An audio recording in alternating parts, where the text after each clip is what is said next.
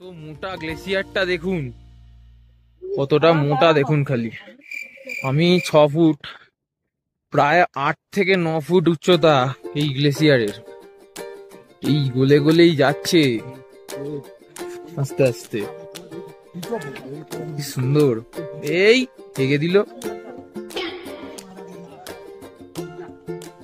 খুব সুন্দর খুব সুন্দর।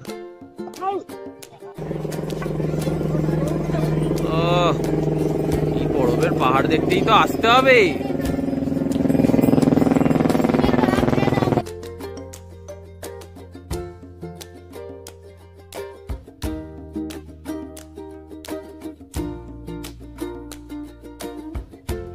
শর্টকাট মেরে পুরো উপরে চলে এসেছি। বাহ ভাইয়া, অনেক ভালো বলেছেন ভাইয়া, থ্যাংক ইউ ভাইয়া। ও কি ভ্যালি, দারুণ। ও এইসব যদি না দেখি জীবনটাই অধরা। আবার শর্টকাট মারবো, যদি জুতো ভালো থাকে আর পায়ের ক্ষমতা থাকে একদম শর্টকাট বেস্ট। না হাঁপালে মজা কিসের। পুরো ঘেমে চান করে গেছি, প্রচন্ড ঠান্ডা, তাও দারুণ লাগছে।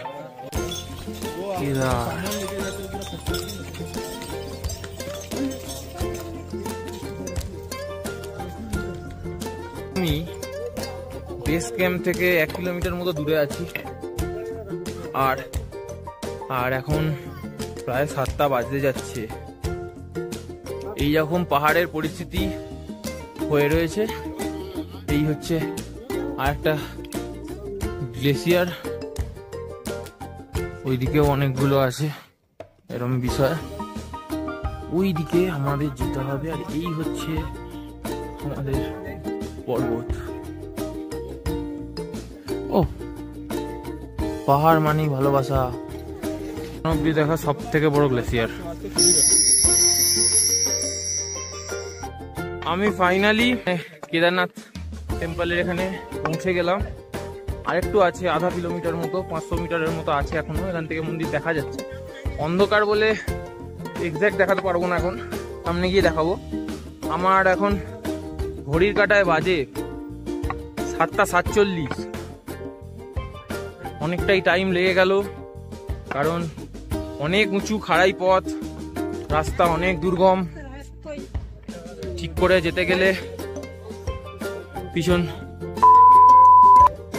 ঠিক আছে, আস্তে আস্তে পুরোটা দেখাবো।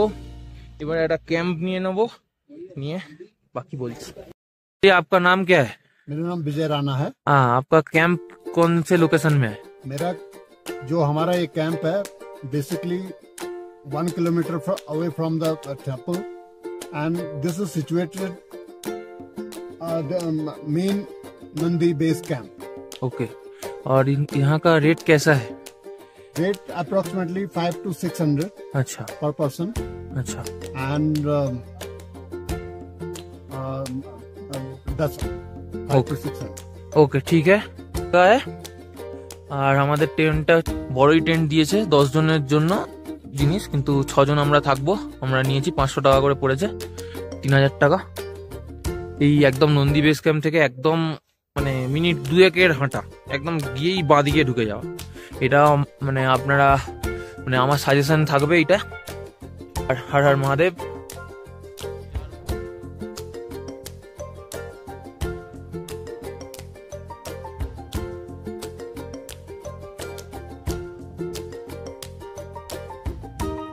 ওই যে যার জন্য আসা, প্রভু দর্শন দিক, এই অনেক।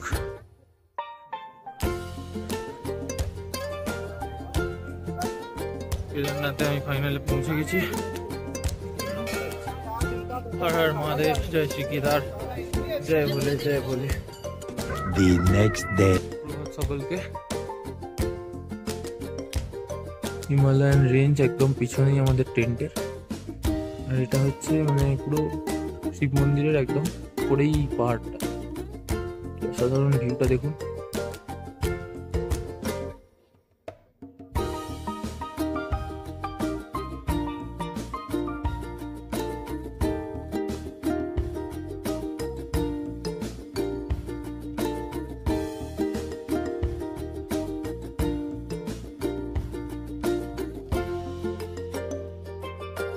আমরা ভীমশিলায় যাচ্ছি সবাই মিলে।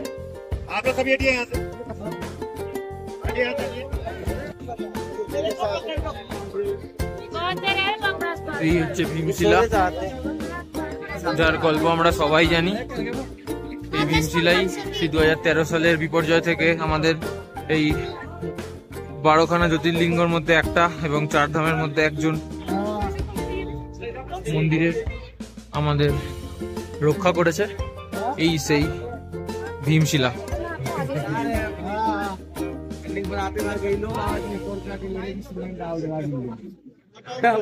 এই হলো সেই ভীমশিলা।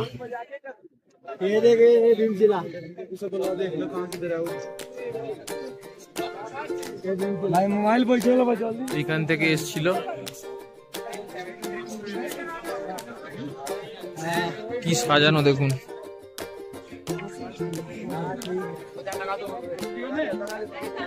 দারুণ অভিজ্ঞতা। কিরে কেমন লাগছে? আয় এদিকে, কেমন লাগছে বল। তাই আমরা সকলে যাচ্ছি শঙ্করাচার্য মন্দিরে।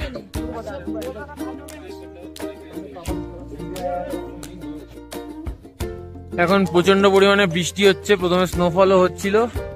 এখন আমি এইখানে দাঁড়িয়ে আছি কারণ পুজো দেবো, একটু মানে ভালো করেই দেবো বলে দাঁড়িয়ে আছি। কর্চি কাটবো এখানে। যেমনটা দেখতে পাচ্ছেন এখন আমরা ভৈরব বাবা দর্শনের দিকে যাচ্ছি। হ্যাঁ, এইখানে এখন বরফ টরফ পড়ে যাতা অবস্থা, কিন্তু খুব সুন্দর লাগছে। এখানে একটা ভান্ডারা হচ্ছে ছোট করে, দেখতে পাচ্ছেন।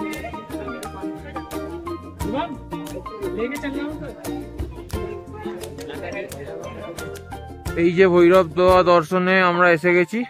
লাইটটাকে একটুখানি ইগনোর করবেন কারণ আমার ওই মানে লাইটে একটু স্যামসাং প্রবলেম করে। এই হচ্ছে ভৈরব বাবা দর্শন।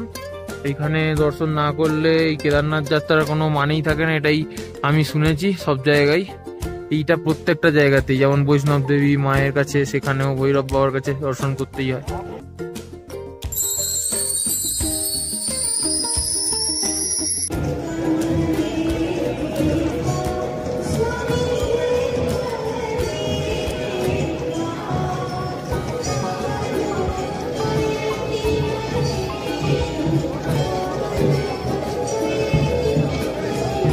আরতি হচ্ছে।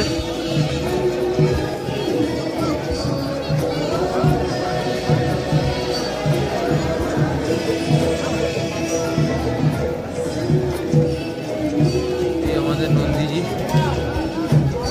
নন্দীজিকে দেখা যাচ্ছে আমাদের ভেতরের নন্দীজি, দেখতে পাচ্ছেন আপনারা।